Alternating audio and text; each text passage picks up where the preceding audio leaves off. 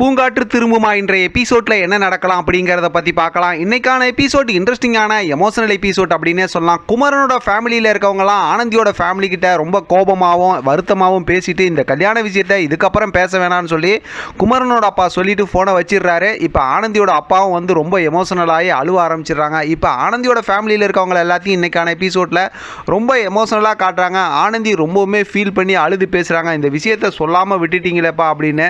இப்போ ஆனந்தியோட அப்பா வந்து ஏற்கனவே பேசினதை நம்ம தொடர்ந்து பார்க்குறவங்களுக்கு தெரியும். அவர் வந்து எல்லாம் தெரியும்னு அவங்க சொன்னதுனால தானே வந்து, அதாவது குமரனோட தங்கச்சி அகிலா எங்களுக்கு எல்லாம் தெரியும்னு சொன்னாங்கல்ல, அதை நம்பி தானே அவர் அப்படி இருந்துட்டார். அந்த விஷயத்தை சொல்லி அப்படியே புலம்புறாருன்னு கரெக்டாக சொல்லாமல் போயிட்டேனேம்மா, என்னை மன்னிச்சிருமான்னு இப்போ ஆனந்தி ரொம்பவுமே ஃபீல் பண்ணி அப்படியே ரூம்குள்ளார போய் உட்காந்து அழுகுறாங்க. குணவதி வந்து சமாதானம் சொல்லிக்கிட்டு இருக்காங்க. ஒரு பக்கத்து இந்த மாதிரிலாம் இவங்க ரொம்ப ஃபீல் பண்ணிக்கிட்டு இருந்தா, இன்னொரு பக்கத்து குமரன் வீட்டில் வந்து கிடைக்கிற சந்தர்ப்பத்தெல்லாம் அப்படியே விஷத்தை கேட்குற மாதிரி அப்படியே பார்த்தோம் அப்படின்னா என்னென்ன பேசணுமோ எல்லாம் செல்வி பேசுகிறாங்க. பேசி அவங்கள எல்லாத்தையும் அப்படியே கன்ஃபியூஸ் பண்ணி அப்படியே ரொம்ப எமோஷனல் ஆக்கி விட்டுறாங்க. அப்படியே ரொம்ப அவங்களாம் யோசனையோடையும் எமோஷனலையும் இருந்துக்கிட்டு இருக்காங்க. ஒரு கட்டத்தில் பார்த்தா குமரன் அப்படியே அங்கேருந்து கிளம்பி ரூமுக்கு போயிடுறாரு. கோட்டி சமாதானம் சொல்ல போகிறாரு. இருந்தாலும் என்னை கொஞ்சம் தனியாக விட, என்கிட்ட எதுவும் பேசாதுன்னு கோவமாக பேசி அனுப்பிடுறாங்க. கோட்டி அந்த விஷயத்தையும் வந்து சொல்கிறாங்க. இங்கே செல்வி இதெல்லாம் பேசிட்டு ரொம்ப சந்தோஷப்பட்டுக்கிட்டு இருக்கிறாங்க. மறுபடியும் பார்த்தோம் அப்படின்னாக்கா ஆனந்தி ரொம்ப அப்படியே எமோஷனலாக இருக்காங்க. அந்த நேரத்தில் பார்த்தா குணவதியும், அதே நேரத்தில் பார்த்தா ஆனந்தியோட அண்ணியும் வந்து சமாதானம் சொல்கிறாங்க.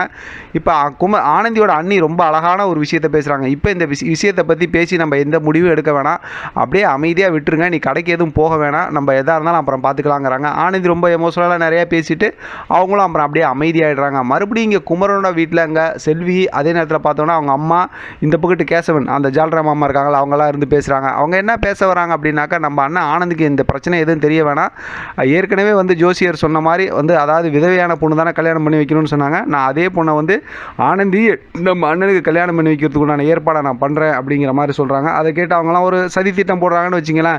இதெல்லாம் போட்டுட்ருக்காங்க. இன்றைக்கான எபிசோடில் வழக்கம் போல் பார்த்தோம்னா வீரா வந்து சாராயத்தெல்லாம் குடிச்சிக்கிட்டு உன் நிம்மதியை கெடுப்பேன், அதை கெடுப்பேன், இதை கெடுப்பேன்னு சொல்லி பக்கமாக டைலாக் பேசி ரொம்ப அப்படியே ஆக்ரோஷமாக சிரிச்சுக்கிட்டு இருக்காங்க.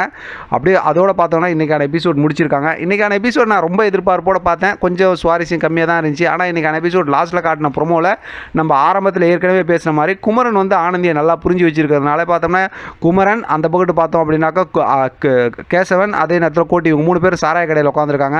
கேசவன் வந்து ஆனந்தியை பற்றி தப்பாக பேசுகிறாங்க, விட்டுரு அதை 420 அப்படி இப்படிங்கிற மாதிரி கோட்டி பார்த்துக்கிட்டே இருக்காரு. இப்போ குமரன் வந்து ரொம்ப கோவப்பட்டு ஆனந்தியை பற்றி எதுவும் தப்பாக பேசுனீங்கன்னா அவ்வளோதான் அப்படிங்கிற மாதிரி கோவமாக பேசிட்டு அங்கேருந்து எந்திரிச்சு போகிறாரு. ஆக மொத்தத்தில் ஆனந்தியை மறக்க முடியாமையும் ஆனந்தி மேலே ரொம்ப பாசமாகவும் தான் குமரன் இருக்கிறாரு. இந்த விஷயத்தை இப்போ கோட்டியும் பார்த்துட்டாரு. ஏன்னா அதான் வீட்டில் கேட்டிருந்தாங்க, அந்த விஷயத்தையும் பார்த்துட்டாரு.